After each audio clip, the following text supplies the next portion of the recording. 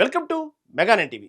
దేశభక్తి, జాతీయవాదం, మతం ఈ అంశాలు ఎప్పుడు తెర మీదకు వచ్చినా దేశవ్యాప్తంగా ఒక అతిపెద్ద చర్చ జరుగుతుంది. అందులోనూ పశ్చిమ బెంగాల్ లాంటి రాజకీయంగా అత్యంత సున్నితమైన రాష్ట్రంలో అయితే పాలిటిక్స్ మరింత వేడెక్కుతాయి. తాజాగా పశ్చిమ బెంగాల్ విద్యా వ్యవస్థలో ముఖ్యంగా మదర్సాలకు సంబంధించి ఒక సంచలన వార్త ఇప్పుడు జాతీయ స్థాయిలో హాట్ టాపిక్గా మారింది.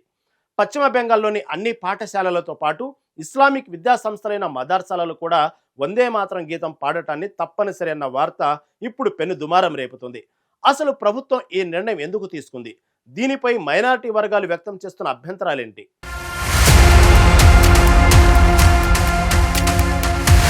బంకించంద్ర చటర్జీ కలం నుంచి జాలువారిన వందే మాతరం గేయం భారత స్వాతంత్ర పోరాటంలో అణువణువున దేశభక్తిని రగిలించింది. మాతృభూమికి వందనం చేస్తూ పాడే ఈ గీతం ప్రతి భారతీయుడికి ఒక ఎమోషన్. పిల్లల్లో చిన్నప్పటి నుంచే జాతీయవాదాన్ని, దేశభక్తిని పెంపొందించడానికి స్కూళ్లలో దీన్ని పాడించడం అనేది అనాదిగా వస్తున్న ఆచారం. ఈ క్రమంలో ఇటీవల జరిగిన రాజకీయ పరిణామాలతో బెంగాల్లో అధికారం చేతులు మారింది. సువేందు అధికారి ముఖ్యమంత్రిగా కొత్త ప్రభుత్వం కొలువుదీరింది.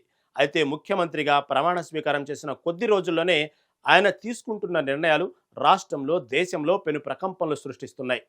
బంగ్లాదేశ్ సరిహద్దులో ఫెన్సింగు, ఆయుష్మాన్ భారత్ అమలు లాంటి నిర్ణయాలతో స్పీడ్ పెంచిన ఈ కొత్త ప్రభుత్వం తాజాగా మరో సంచలన ఉత్తర్వులు జారీ చేసింది. పశ్చిమ బెంగాల్లోని అన్ని మదర్సాలలో తరగతులు ప్రారంభానికి ముందు వందే మాతరం పాడటం తప్పనిసరి అని ఆదేశించింది.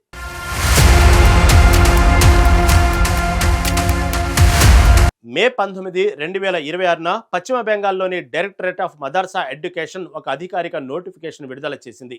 ఆ ఉత్తర్వుల ప్రకారం రాష్ట్రంలోని అన్ని ప్రభుత్వ మోడల్ మదర్సాలు, ప్రభుత్వ ఎయిడెడ్ మదర్సాలు, అలాగే ప్రభుత్వ సహాయం పొందని మదర్సాలు ఇలా అన్నింటిలోనూ ఉదయం అసెంబ్లీ ప్రార్థనల సమయంలో ఖచ్చితంగా జాతీయ గేయం వందే మాతరం పాడాల్సిందే అని స్పష్టం చేసింది. ఈ ఆదేశాలు తక్షణమే అమల్లోకి వస్తాయని, గతంలో ఉన్న పాత రూల్స్, పద్ధతులన్నీ రద్దు చేయబడతాయని ఆర్డర్లో ఖరాఖండిగా చెప్పారు. అంతకుముందు మే 13వ తేదీన రాష్ట్రంలోని అన్ని ప్రభుత్వ పాఠశాలల్లో వందే మాతరం తప్పనిసరి చేస్తూ విద్యాశాఖ ఆదేశాలు ఇచ్చింది. ఇప్పుడు అదే రూల్ను మదర్సాలకు కూడా వర్తింపజేశారు.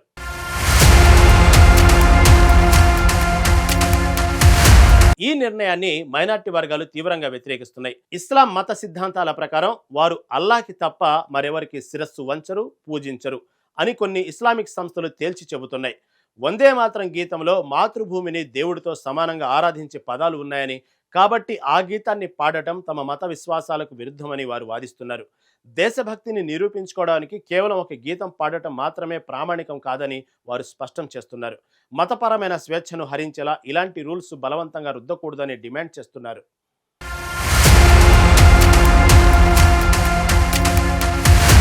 మరోవైపు జాతీయవాద సంఘాలు ఈ నిర్ణయాన్ని పూర్తిగా స్వాగతిస్తున్నాయి. దేశంలో ఉన్న వారంతా దేశ చట్టాలను, జాతీయ గీతాలను సమానంగా గౌరవించాలని వారు వాదిస్తున్నారు. మతపరమైన చదువులు చెప్పే మదర్సాలు కూడా భారత విద్యా వ్యవస్థలో భాగమేనని, అక్కడ దేశభక్తి గీతాలు పాడితే వచ్చే నష్టం ఏంటని వారు ప్రశ్నిస్తున్నారు. రాష్ట్రంలోని చాలా ప్రభుత్వ స్కూల్స్లో సంతాలీ భాషలో కూడా వందే మాతరం పాడుతున్నారు. ఇది జాతీయ ఐక్యతను పెంపొందించే గేయం కాబట్టి మదర్సాల్లో దీన్ని అమలు చేయడంలో ఎలాంటి ఇబ్బంది ఉండకూడదని మరికొందరు అభిప్రాయపడుతున్నారు. మరోవైపు కొందరు విమర్శకులు మాత్రం రాజ్యాంగం ప్రకారం ఆరాధన స్వేచ్ఛ ఉందని, మాతృభూమిని పూజించడం అనే భావనతో ఉన్న వందే మాతరాన్ని బలవంతంగా రుద్దకూడదని వాదిస్తున్నారు. జనగణమన అనేది అందరూ పాడుకునే గీతమని, దాన్ని మాత్రమే ఉంచాలని అభ్యంతరాలు వ్యక్తం చేస్తున్నారు.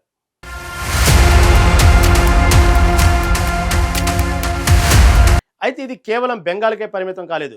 జాతీయ స్థాయిలో కూడా వందే మాతరంకు సంబంధించి ఒక భారీ నిర్ణయం జరగబోతుంది. ఇటీవల కేంద్ర కేబినెట్ ఒక కీలక ప్రతిపాదనను ఆమోదించినట్లు వార్తలు వస్తున్నాయి. వందే మాతరం గేయానికి జాతీయ గీతమైన జనగణమనతో సమానమైన లీగల్ స్టేటస్ ఇవ్వాలని కేంద్రం భావిస్తోంది. ప్రస్తుతం మన చట్టాల ప్రకారం జాతీయ జెండాను, రాజ్యాంగాన్ని లేదా జనగణమన జాతీయ గీతాన్ని ఎవరైనా అవమానించినా, పాడుతున్నప్పుడు ఉద్దేశపూర్వకంగా అడ్డుకున్నా వాళ్లకు 3 ఏళ్ల వరకు జైలు శిక్ష లేదా జరిమానా విధించే చట్టం ఉంది. త్వరలో తీసుకురాబోయే సవరణల ద్వారా వందే మాతరం పాడేటప్పుడు ఎవరైనా అడ్డుకున్నా, దాన్ని అవమానించినా అది నేరంగా పరిగణించబడి అదే స్థాయిలో జైలు శిక్షలు పడేలా చట్టాలను కఠినతరం చేయబోతున్నట్లు తెలుస్తోంది.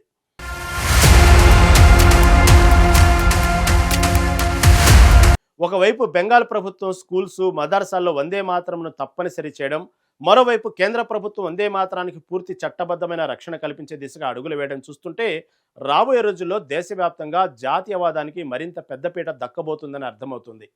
మరోవైపు ఎప్పుడూ మైనార్టీ ఓటు బ్యాంకు మీద ఆధారపడే బెంగాల్ రాజకీయాల్లో ఈ వందే మాతరం ఇష్యూ ఇప్పుడు అటు అధికార పార్టీకి ఇటు ప్రతిపక్షాలకు ఒక పెద్ద సవాల్గా మారింది. దీన్ని వ్యతిరేకిస్తే జాతీయవాదుల కోపానికి గురి కావాల్సి వస్తుంది, సమర్థిస్తే మైనార్టీల ఓట్లు దూరం అవుతాయి.